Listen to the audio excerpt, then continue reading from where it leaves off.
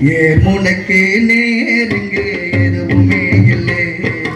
என்று நம்ம வாழ்விலே பஞ்சமே இல்லை ஏமுனக்கு நேருங்க எதுவுமே இல்லை என்று நம்ம வாழ்விலே பஞ்சமே இல்லை